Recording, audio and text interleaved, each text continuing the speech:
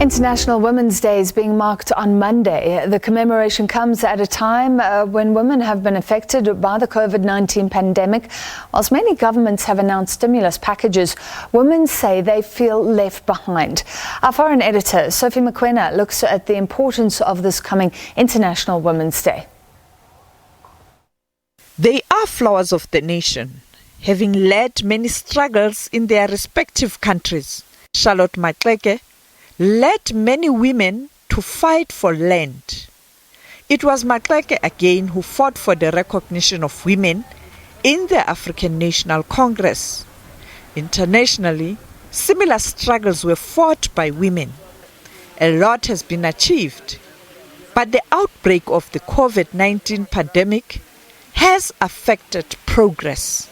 International Women's Day is a very important day in the calendar annually of women's activities in women's organizations globally. It has been celebrated since 1911. Annually, women celebrate achievements that have been made in closing the gender gaps. And secondly, we remind ourselves of the work that still needs to be done to close those gaps. As countries start to rebuild their economies, women say they are ready to participate. We thought we need to take this time and ensure that we can harness women's leadership in ensuring that women participate in the global recovery post-COVID.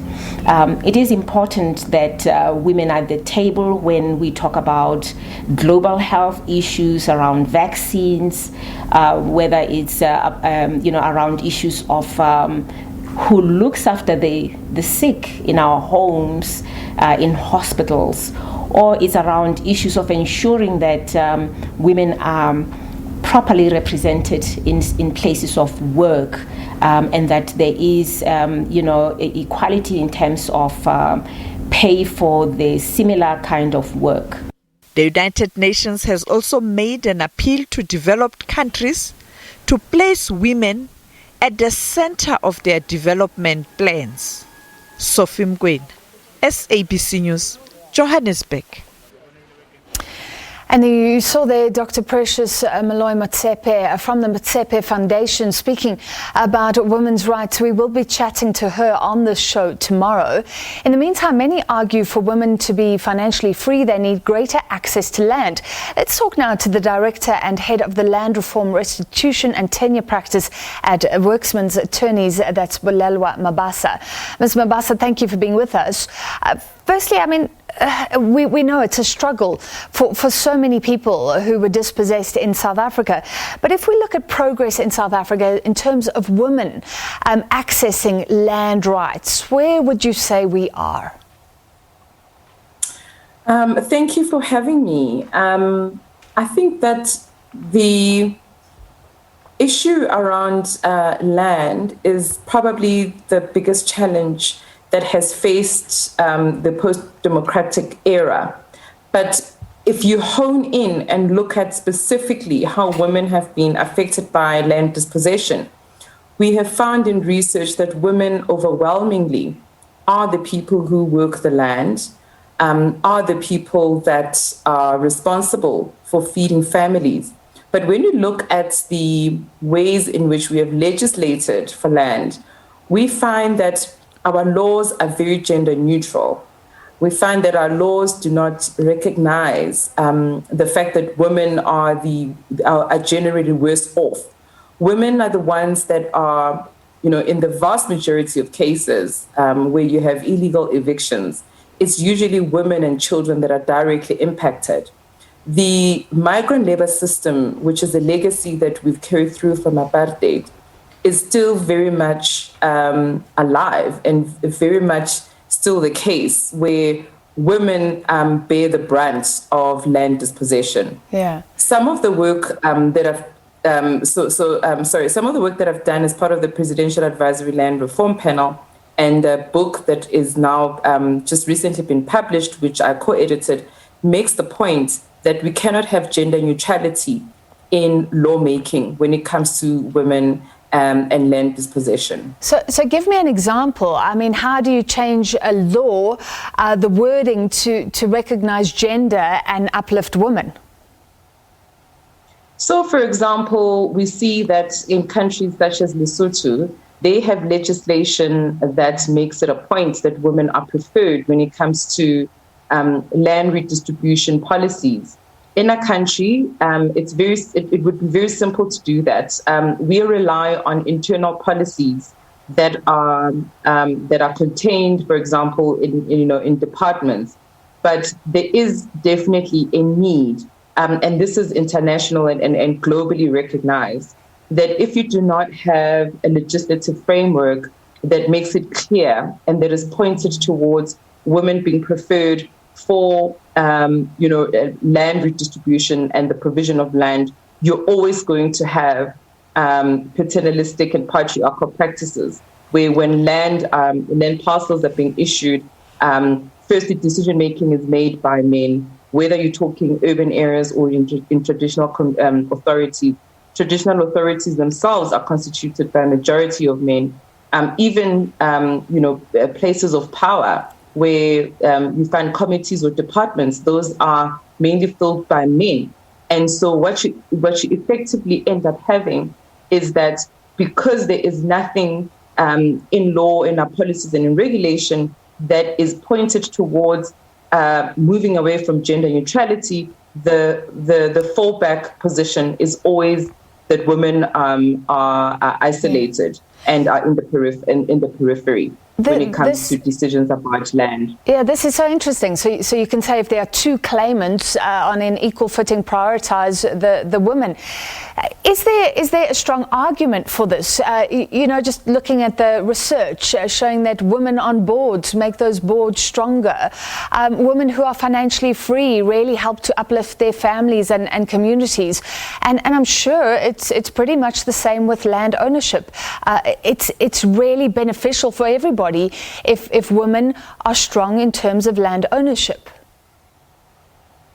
Absolutely. And also, if you look at just, general statistics that are available, they tell us that women are in the majority of the world population. Women are the ones that keep the home fires burning. They're the ones that are working the land. They're the ones that are making decisions in their own households around stretching the rand, making sure that people eat. But when it comes to decision making, where it matters, in the highest forms, whether we're talking, Parliament that is responsible for making laws, or whether we're talking about the executive and so forth, we find that women continue to be the ones that are worse off. And most certainly, we do have precedents of countries that have actually taken a concerted effort at making sure that when those decisions are made, you have something in a form of legislation that forces the issue. And yes, I do accept that legislation is not the only way to rule or to govern, but that with that, you need to have very strong monitoring and evaluation processes that are ensuring that there is implementation of those policies and laws. If you look at just general attitudes and what women are doing, I don't know if you're looking at the big picture or if you know about exciting examples where women can be good farmers, that kind of challenges our views on women and land. Absolutely. You raise a very important issue. And as I said, with this publication by the Mabungubwe Institute for Strategic Thinking that has recently been published, there's a specific chapter that actually looks at women in urban areas who are farming, who are, they do subsistence farming, but they do not have the requisite support from government or from capital to ensure that they are capitalized and then they can expand their processes. You just have to walk down the road, in any city to see that, women are involved in not only farming, but also in small businesses and food production. So if there was a concerted effort, an intentional objective of ensuring that they are placed within markets, they are provided with sufficient land, they are provided with water rights, then that would actually have a very important economic outcome that basically ensures then that women become part of the supply chain in food production in the formal markets. So certainly, even if you go to informal markets where women are, selling fruits and vegetables, it's not only in the selling, but it's also in the working in the fields and in the land. And as I said, the unfortunate part of it is that they still bear the brunt of illegal evictions that are happening throughout, in the rural areas, in the peri-urban spaces, and also in the urban spaces. Yeah, maybe that's somewhere to start, looking at how we conduct those evictions. Finally, given what you know, as a lawyer, your opinion, how do you think we should mark International Women's Day in a way that is really meaningful? Yeah, I mean, it's quite staggering for me that we still have such shocking low statistics around. If you look at, only 21% of women form part of the upper echelons of leadership within government in the private sector. I think instead of commemorating International Women's Day, I would say that it's a moment of reflection. And this moment of reflection must say to us that what can we learn from the qualities that women possess and that they bring to the table. We see now, for example, with the impacts of COVID, that now more than ever, humanity needs to, pause and ask itself around, having a society and ultimately a world that is more empathetic, more understanding. So all those values that have underpinned what is good leadership have tended to be what has been associated with the masculine and qualities. And my view, quite frankly, is that the way that we should commemorate International Women's Day is to reflect on what kind of values and human qualities we need to propel our world forward in order for it to become more egalitarian and certainly more humane. And I think women must be encouraged in all the tables that matter to promote and encourage a more humane way in which to lead across all sectors. All right. Well, it's been great to chat to you tonight. Thank you very much. That was the Director and Head of the Land Reform, Restitution and Tenure Practice at Werksmans Attorneys Bulelwa Mabasa.